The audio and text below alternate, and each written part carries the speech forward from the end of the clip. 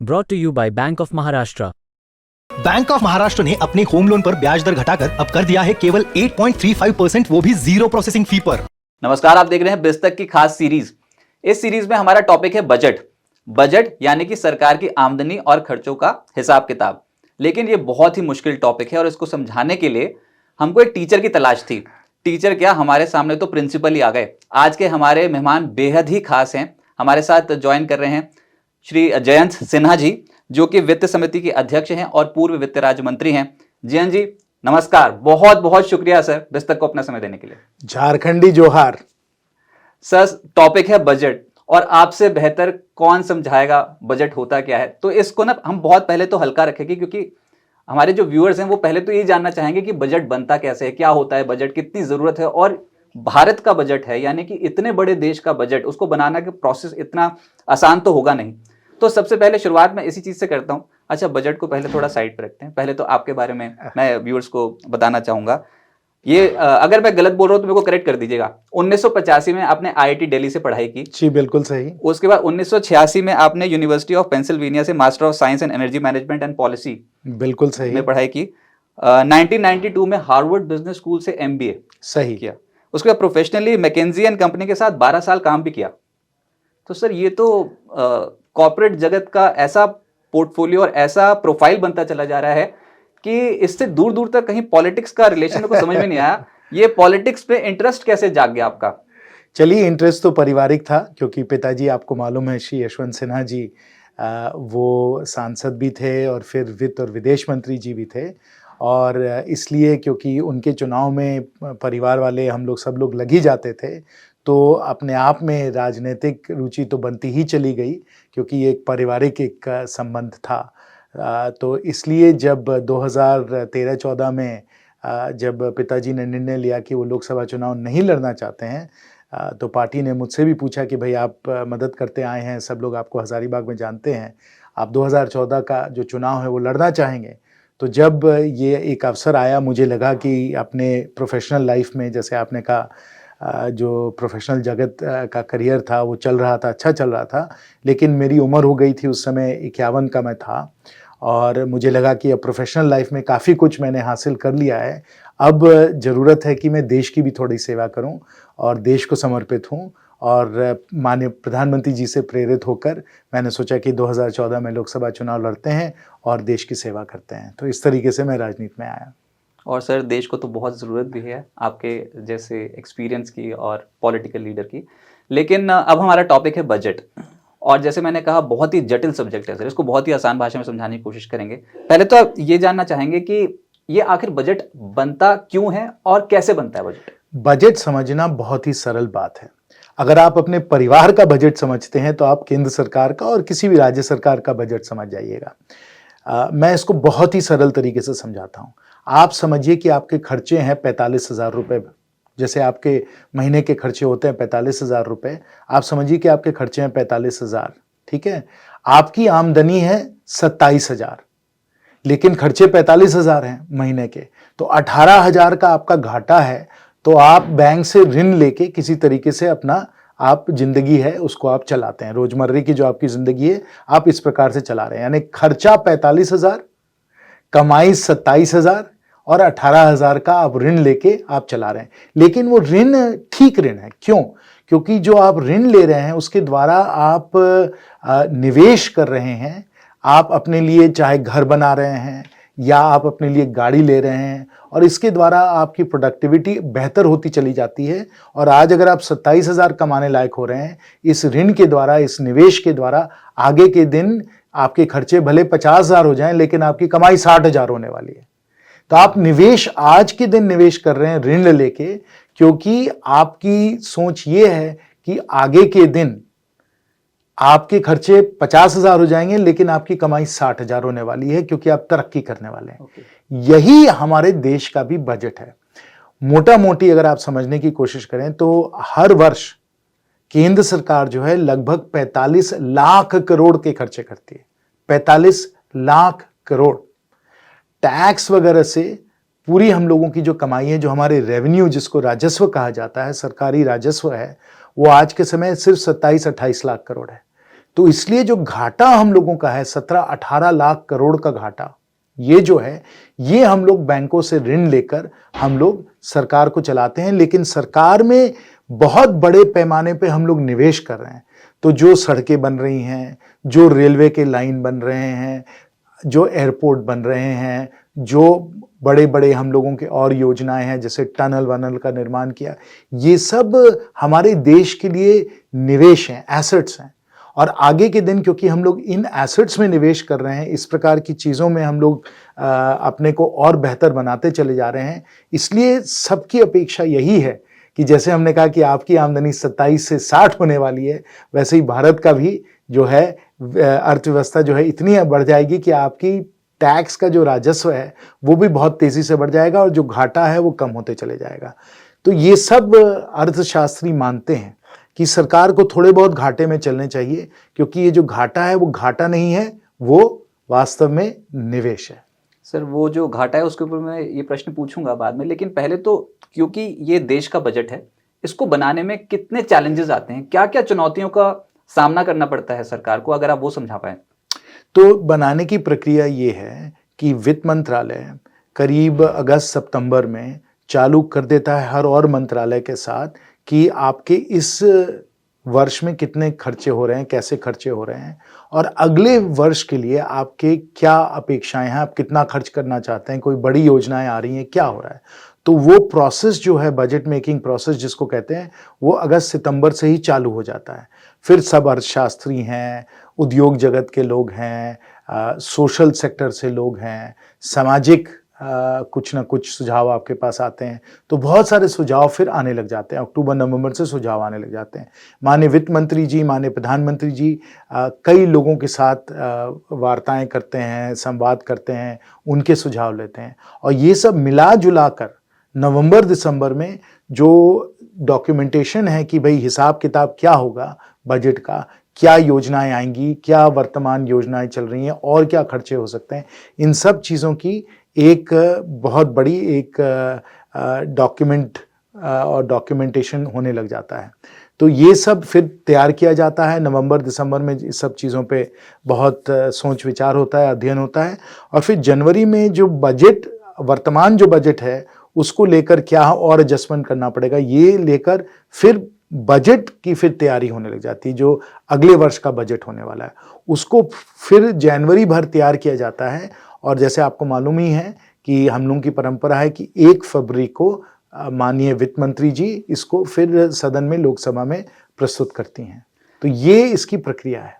लेकिन सर फिर ये भी सुना है कि जब ये बजट का प्रोसेस हो रहा होता है तो उस दौरान क्वारंटीन कर दिया जाता है अधिकारियों को, बड़े अधिकारियों को, यानी कि वो घर से संपर्क नहीं कर सकते, उनके मोबाइल्स भी उनके पास नहीं होते, साइबर सिक्योरिटी को फॉलो किया जाता है, एक तरीके से लॉकडाउन समझ लीजिए। ये बात क्या सही है? बिल्कुल सही है, और इसलिए सही है क्योंकि बजट में बड़ी सारी ऐसी प्रपोजल्स होती हैं, बड़े सारे ऐसे प्रस्ताव होते हैं जिनको हम लोगों को बिल्कुल एकदम रहस्य रखना पड़ता है, सीक्रेट रखना पड़ता है, क्योंकि अगर इनके बारे में जानकारी बाहर आ गई, चाहे शेयर बाज़ार में आ गई या और किसी बाज़ार में आ गई, तो जो नए टैक्स वगैरह आने वाले हैं इसको सोचकर लोग शेयर बाज़ार में खरीदारी और बिक्री करने लग जाते हैं, या आप कोई कमोडिटी है उसको, वस्तुएं जो हैं उनकी खरीदारी चालू करा देते हैं। तो इस प्रकार से इन सब चीज़ों को बिल्कुल गुप्त रखने के लिए, रहस्य रखने के लिए जरूरी है कि लॉकडाउन हो, सब चीज़ें जो हैं इनको एकदम गुप्त रखी जाएं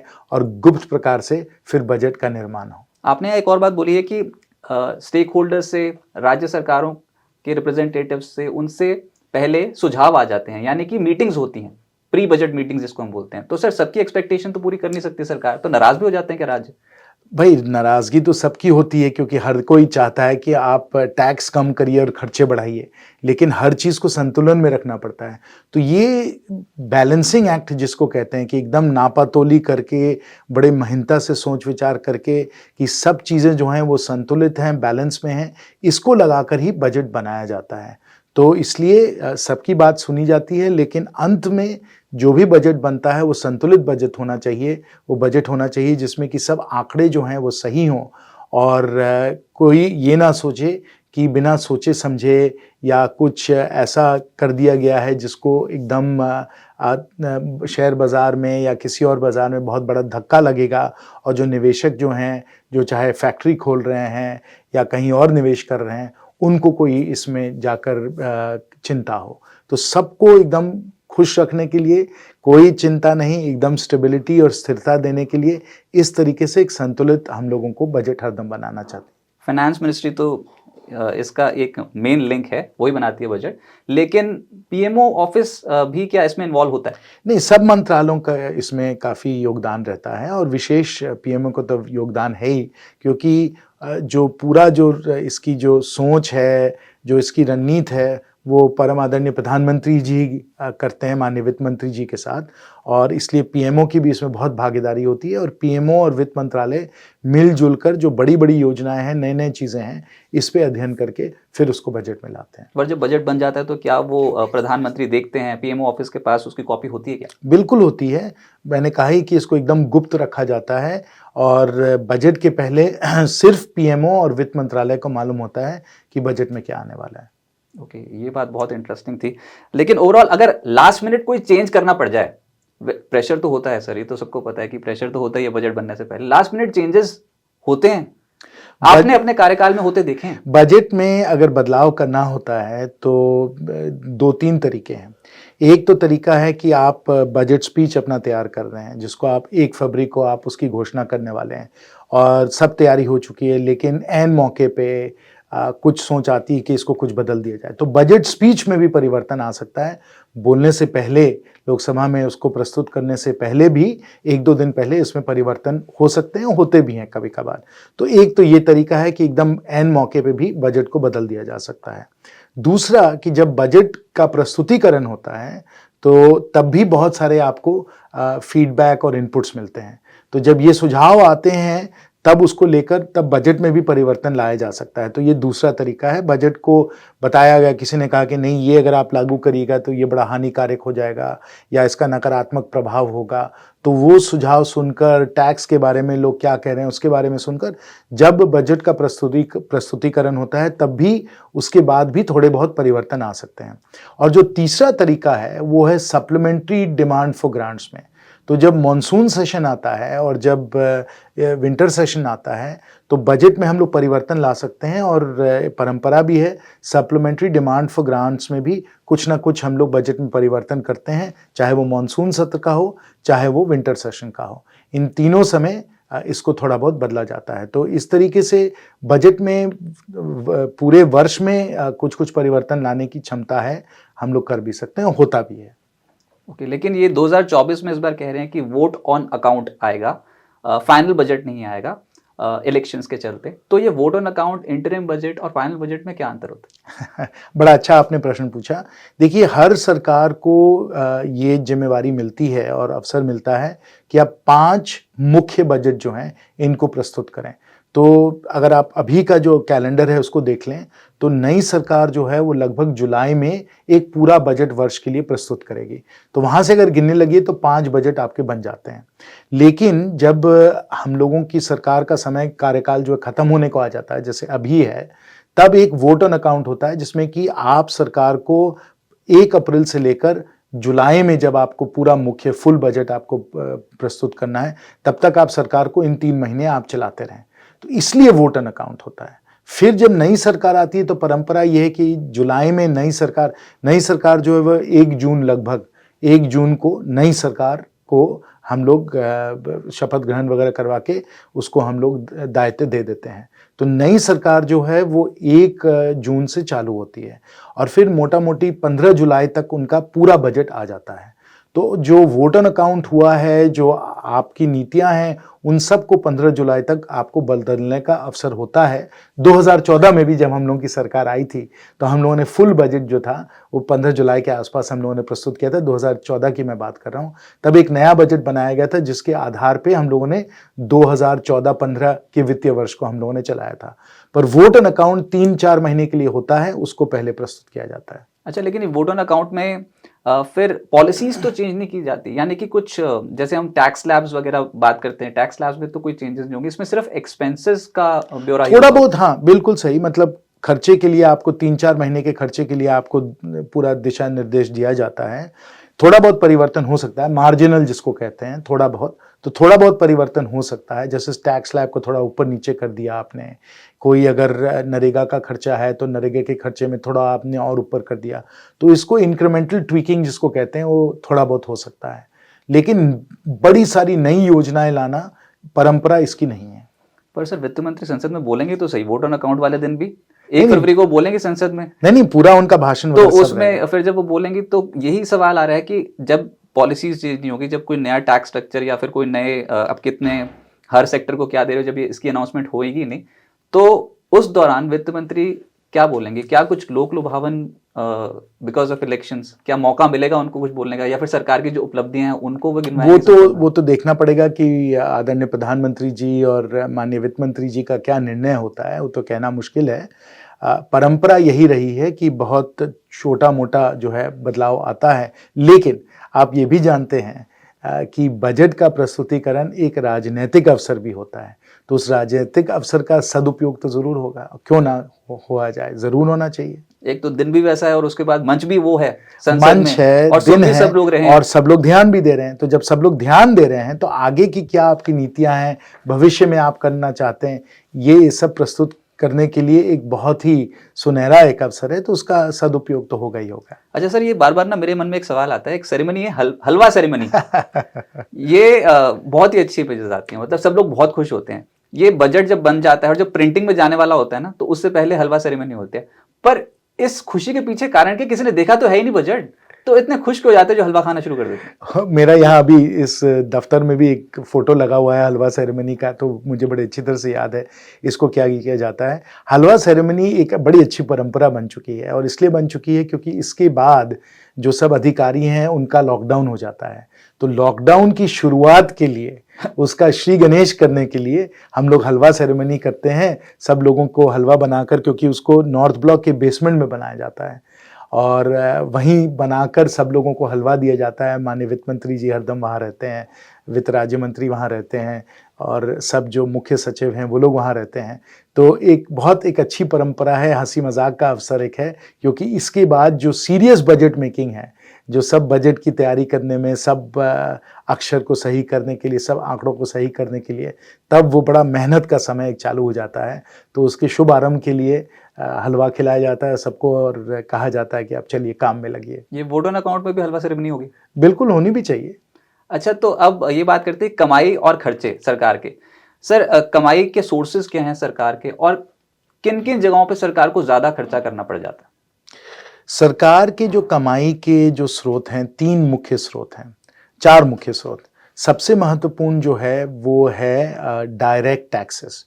और डायरेक्ट टैक्सेस है कि जब हम आपके तनख्वाह पे हम इनकम टैक्स लगाते हैं या किसी कंपनी के प्रॉफिट पे इनकम टैक्स लगाते हैं, तो वो डायरेक्ट टैक्सेस जो आते हैं वो एक मुख्य स्रोत है सरकार के राजस्व के लिए। दूसरा है इनडायरेक्ट टैक्सेस, यानी जीएसटी और कस्टम्स। तो ये आपका दूसरा स्रोत है इनडायरेक्ट टैक्सेस का। जो जीएसटी से जो आप जाते हैं किसी दुकान में कोई चीज़ खरीदते हैं तो आप जीएसटी उस पर देते हैं। आधा जीएसटी केंद्र सरकार के पास रहता है, आधा जीएसटी फिर राज्य सरकार के पास जाता है। तो ये जो है जीएसटी और कस्टम्स का भी, जब कोई चीज़ इंपोर्ट होती है उस पर भी कस्टम्स लागू होता है, तो वो इनडायरेक्ट टैक्सेस हैं, वो दूसरा मुख्य स्रोत है।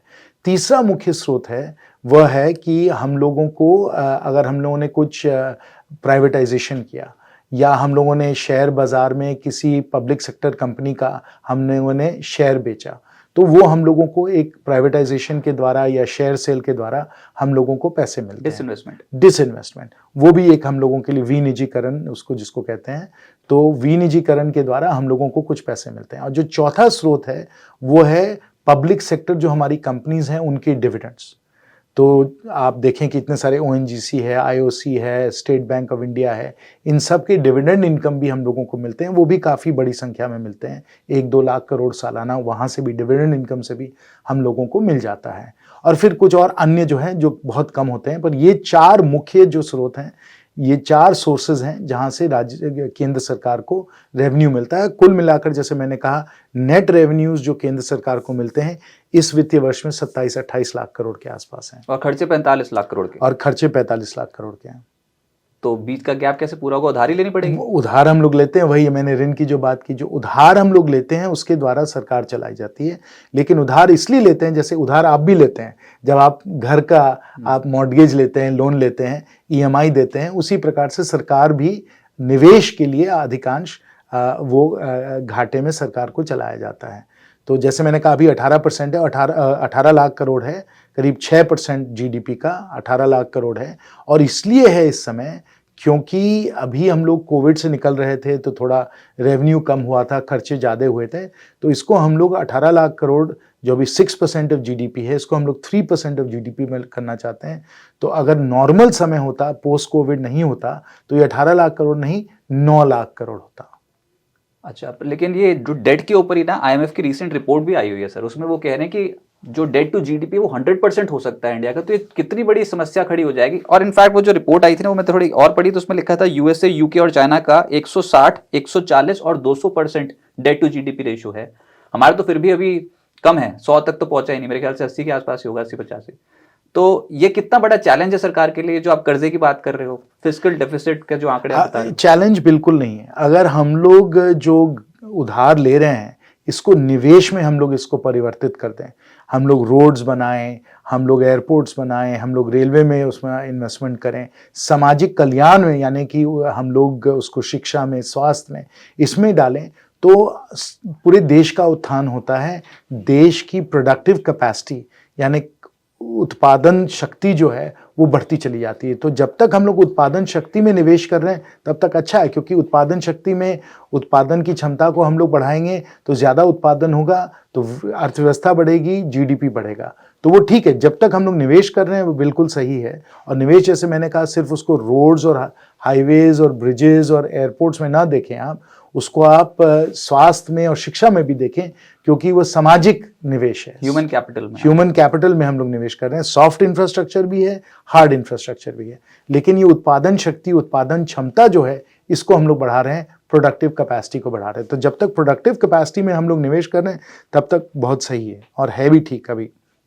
और हमको करना भी था कोविड में, जिसमें कि अर्थव्यवस्था और अस्थिर ना हो जाए, अर्थव्यवस्था में कोई दिक्कत ना हो, इसलिए हम लोग निवेश कर रहे थे और सही हम लोगों ने निवेश किया है।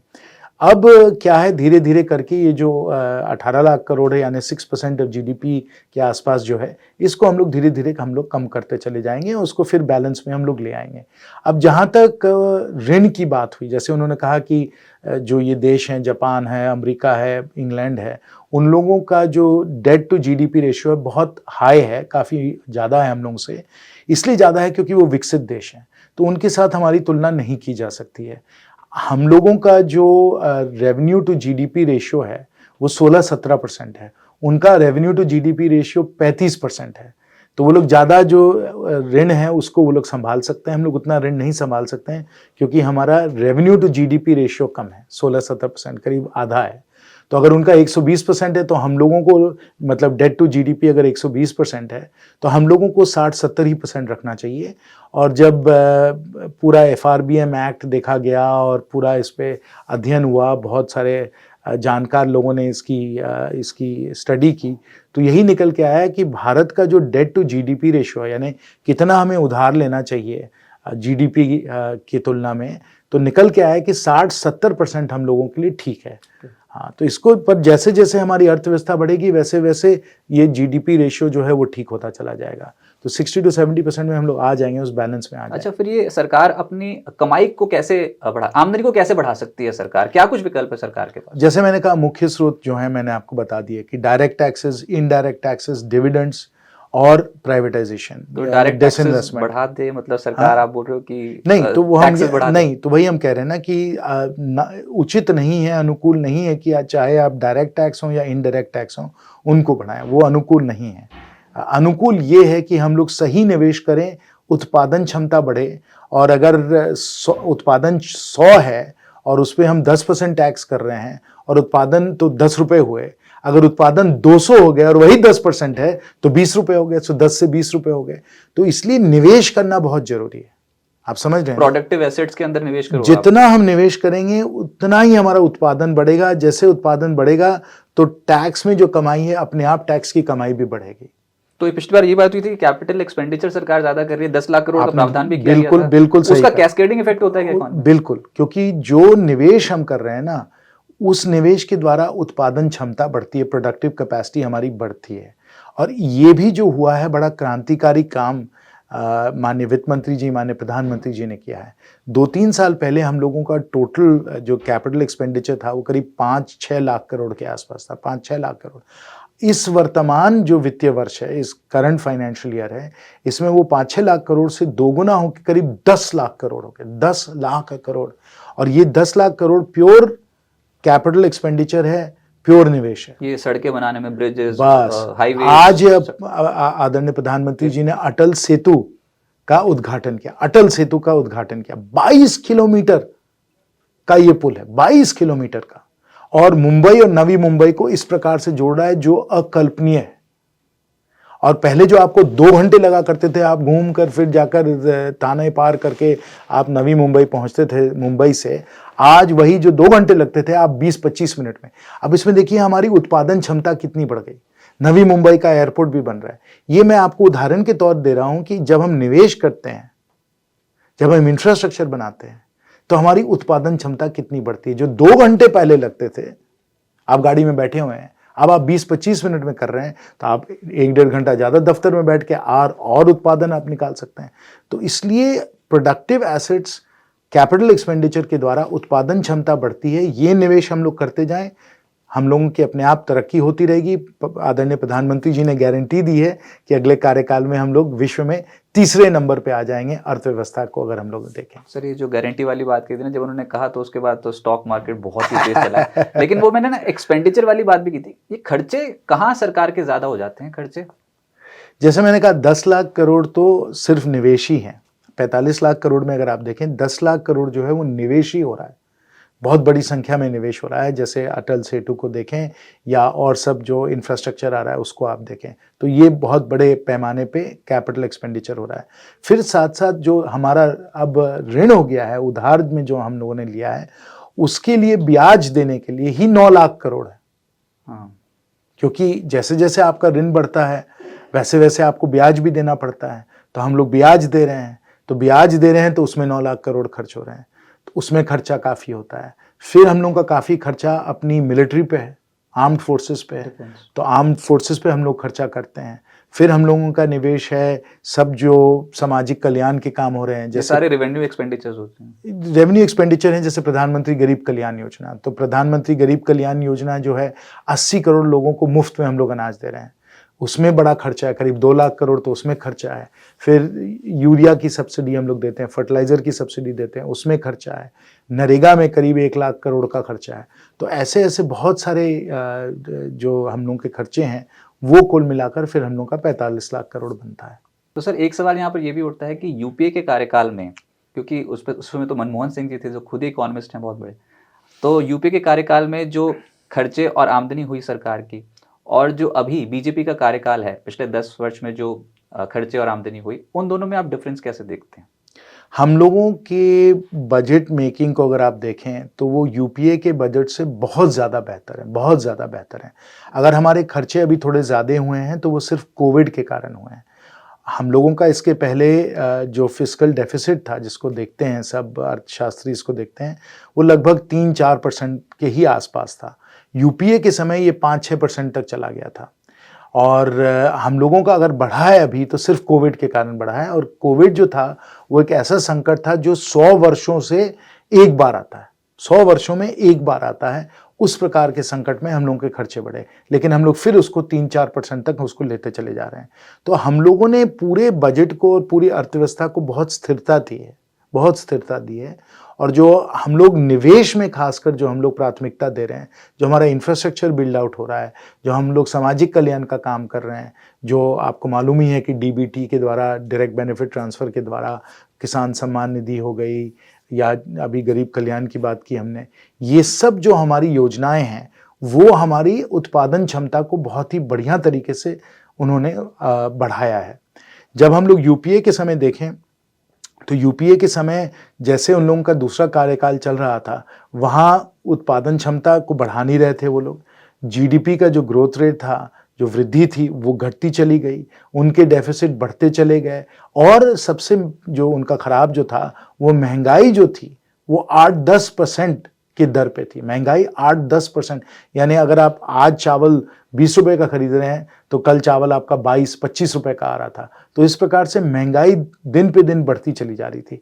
हम लोगों ने महंगाई पे नियंत्रण रखा है, हम लोगों ने डेफिसिट पे नियंत्रण रखा है, रुपये हम लोगों का बिल्कुल स्थिर रहा है, और जो अर्थव्यवस्था की वृद्धि है वो भी बहुत बढ़िया तरीके से चल रही है। और इसलिए आज आप विश्व की किसी भी एजेंसी को देख लें, वो मानते थे कि यूपीए सरकार के दरमियान भारत जो था वो एक नाजुक अर्थव्यवस्था थी। फ्रैजाइल 5 में हम लोगों को रखा गया था डॉक्टर मनमोहन सिंह जी के समय में, नाजुक अर्थव्यवस्था उसको माना जाता था।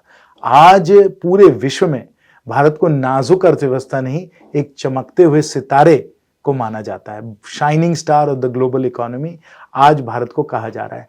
और ये किस कारण? क्योंकि हम लोगों ने और माननीय प्रधानमंत्री जी ने जिन प्रकार की प्रभावशाली और सकारात्मक नीतियों को अमल किया है, उसके द्वारा हम लोग नाजुकता से बढ़ते हुए, आत्मनिर्भरता से गुजरते हुए अब हम लोग विश्व को नेतृत्व दे रहे हैं, तीसरी स्तर पे जा रहे हैं। ये आपको बताता है कि मोदी जी हैं तो मुमकिन है। और देश की जीडीपी बहुत ही स्ट्रॉन्ग तरीके से ग्रो करके गई है। लेकिन सर, रघुराम राजन जी की बात सुने तो वो कहते हैं कि ये जॉबलेस ग्रोथ है, ये नौकरियां क्यों नहीं पैदा कर पाई सरकार? नहीं, वो आंकड़े का हम लोग कई बार हम लोगों ने इसको खारिज किया है, वो गलत बात है। अगर आप देखें कि आज के समय बेरोजगारी किस स्तर पे है, तो बेरोजगारी कम होते चली जा रही है। और ये ईपीएफओ के आंकड़े बता रहे हैं, पीरियोडिक लेबर फोर्स सर्वे के आंकड़े बता रहे हैं। और साथ साथ जो वृद्धि फॉर्मल सेक्टर में हुई है, उसके साथ साथ इनफॉर्मल सेक्टर और जो स्टार्टअप्स के द्वारा और हमारे सब एंटरप्रेन्योर्स के द्वारा हुई है, वो भी अद्भुत हुई है। बिल्कुल सर, एक सवाल और भी आता है। आजकल ना आर्टिफिशियल इंटेलिजेंस का प्रचलन चल पड़ा है हर सेक्टर में, हर क्षेत्र में आर्टिफिशियल इंटेलिजेंस। तो क्या बजट बनाने के लिए भी आर्टिफिशियल इंटेलिजेंस का यूज हो सकता है या फिर होगा? क्योंकि उससे इकोनॉमिक क्या क्या जरूरतें हैं, क्या कौन से राज्य की क्या डिमांड है, वो सबका तो ट्रैक रख सकते हैं आर्टिफिशियल इंटेलिजेंस में। नहीं, बिल्कुल हो सकता है। और मुझे पूरा भरोसा है कि इस बार भी जो सब अर्थशास्त्री हैं, जो सलाह देते हैं, जो बजट बनाने वाले जो अधिकारी हैं, वो हर प्रयास कर रहे होंगे कि नए से नए तरीकों के द्वारा, चाहे आर्टिफिशियल इंटेलिजेंस हो या जो भी कुछ हो, उसका सदुपयोग हो और आप सबको उसका लाभ मिले। सर, एक प्रश्न आखिरी ये भी है कि ये इनडायरेक्ट टैक्सेस का आपने जिक्र किया था, हाल फिलहाल में ना ये रेट्रोस्पेक्टिव तरीके से कॉर्पोरेट्स के ऊपर ये जीएसटी डिमांड इंपोज होती चली जा रही है। तो ये ऐसा हुआ क्यों? बहुत सारे ऐसे केसेस निकल आए हैं जिसमें पुराने वित्त वर्ष के डेटा को लेकर जीएसटी डिमांड नोटिस बार बार आ रहा है। तो क्या कॉर्पोरेट्स नहीं, ये रेट्रोस्पेक्टिव ये आप इसको गलत शब्द दे रहे हैं। रेट्रोस्पेक्टिव नहीं है, लेकिन अगर आपने अपने जीएसटी के जो टैक्सेस हैं वो ठीक से नहीं भरे हैं और बकाया है, यानी कि आपको 100 रुपये देने थे, आपने 50 ही दिए, तो 50 जो हैं उसके लिए तो आपको नोटिस मिलेगा ही मिलेगा, और लगभग वही हो रहा है। सर, और भारतीय शेयर बाजार रिकॉर्ड स्तरों पर है, वन वे ट्रैक पे हमने भागते देखा है पिछले 1 साल में। तो ये अभी तो 3 राज्यों में बीजेपी की जीत को सेलिब्रेट किया, स्टॉक मार्केट में रिकॉर्ड स्तर पर पहुंच गई, और 2024 के इलेक्शंस तो अभी आने बाकी हैं। क्या विदेशी निवेश और घरेलू निवेश हमारे स्टॉक मार्केट में बढ़ेगा? आपको इसकी उम्मीद है? वो तो आप शेयर बाजार के जो दिग्गज हैं, जो इन सब चीज़ों का अध्ययन करते हैं, उनसे पूछना चाहिए। सरकार की जिम्मेवारी है कि बढ़िया से बढ़िया नीतियां बनाएं और उनको जल्द उनको इम्प्लीमेंट करें और अच्छी तरीके से उनको अमल करें। ये हम लोग की जिम्मेवारी है, आगे आपको तय करना होगा। जी हाँ जी, बहुत शुक्रिया आपका हमारे साथ जुड़ने के लिए और विस्तृत को समय देने के लिए। बहुत बहुत शुक्रिया। धन्यवाद। Thank you sir.